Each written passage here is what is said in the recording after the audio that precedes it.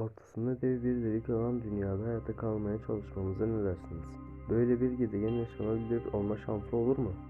Hala Ay'a sahip olur muydu? Yer çekimi nasıl çalışırdı ve böyle bir dünyada manzara nasıl olurdu? Gezegen olarak konuşursak boyut önemlidir ve şekil de öyle. Bu matematikçilerin toroidal bir dünya veya torus gezegen olarak adlandırdığı bir şeydir. Bana göre iyi kızarmış bir soğan halkası. Bu dünyaya ne derseniz deyin, teorik olarak imkansız değil. Gezegenler doğal olarak halka şeklinde oluşmazlar. Ancak fizik yasaları bu tür dünyaların var olmasına izin veriyor. Bir hula hop gibi bir şekle sahip olmadığı sürece halka şeklindeki bir dünyada evrimleşmek kimseyi öldürmezdi. Dünyanın fiziksel olarak katı kısmından çok daha büyük bir merkeze sahip olmak bazı çok dengesiz koşullara neden olurdu. Kastettiğim şey felaket. Donat'a benzeyen ve kendi dünyamızı yakından taklit eden bir gezegene odaklanalım. Halka şeklindeki bu dünya Güneş'e göre benzer bir konuma ve aynı eksen eğikliğine sahip olacaktır.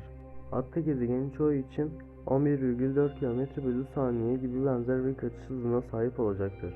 Çörek ekvatorunda kaçış hızı sadece 6,5 km/saniyeye düşecektir. Yani eğer uzaya roket gönderecekseniz burası halka şeklindeki bir dünyanın yerçekimi kavramlarından kurtulmak için en iyi yer olurdu. Yerçekimden bahsetmişken, bir dünya üzerine nerede olduğumuza bağlı olarak normalde olduğumuzdan 3 kat daha az ağırlığımız olurdu.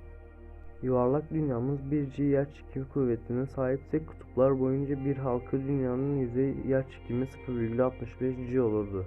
Ekvatorda yerçekimi sadece 0,3G'ye düşerdi. Bu Mars üzerinde yürümek gibi olurdu.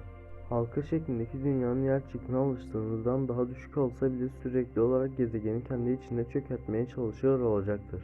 Küre şeklinde bir dünyanın olma dürtüsüyle savaşmak için bir halka dünyanın bizim yuvarlak dünyamızdan çok daha hızlı dönmesi gerekirdi. Bu şekilde merkez kaç kuvvetleri devreye girecek ve halka deliğini sağlam tutacaktır. Ancak bu hızlı dönüş nedeniyle dünyada bir gün yalnızca 2 saat 50 dakika sürerdi. Veya 24 saatlik geleneksel bir güne bağlı kalmayı tercih ederseniz her gün en az 8 gün batımı ve gün doğumu ile karşı karşıya kalırsınız. Gece gündüz çalışmaya ve gün ışığında uyumaya alışmanız gerekecektir. Ancak ayın ve güneşin modellerine uyan hayvanların üremesi, göç etmesi ve avlanması çok daha kötü olurdu. Bu arada aya ne olacaktı? İyi haber şu ki hala bizde olacaktı. Büyük olasılıkla deliğe doğru çekilecek ve gezegenin ortasında yukarı aşağı sallanacaktı. Ya da halkanın dış kenarlarının yer çekiminden etkilenebilir ve dünya etrafında 8 şeklinde bir yörünge oluşturabilirdi. Kötü haber şu ki bu yörüngelerden herhangi bir dünyadaki gelgiti etkileyecek ve biraz hasara yol açacaktır. Okyanuslar o kadar dengesiz su seviyelerine sahip olabilir ki kıyı şehirlerinin olmasına imkansız bile kalabilir. Çörek dünyasındaki genel iklim şu an yuvarlak dünyamızdaki iklimle benzer olacaktır. Kutup bölgeleri daha soğuk, ekvatorda daha sıcak olacaktır. Ancak hava biraz daha aşırı olacak ve hatta fırtınalar ve kasırgalar nedeniyle gezegenin bazı kısımlarını misafir edilemez hale getirebilirdi. Taurus gezegeninde ülkelerin nerede olacağını tahmin etmek zor.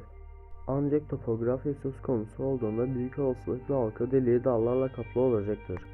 Ve şu anda dünyada sahip olduğumuz her şeyden önemli ölçüde daha büyük olabilirler.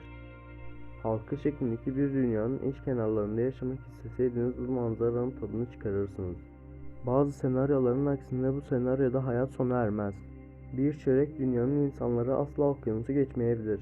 Farklı kıtalarda ayrı ayrı evrimleşirlerdi. Ama en azından kitlesel yok oluş olmayacak ve gezegenin hiçbir bölgesi hayatta kalamayacağımız kadar aşırı olmayacak. Donut dünya bugün sahip olduğumuz araçlara ve teknolojiye sahip olabilir veya olmayabilir.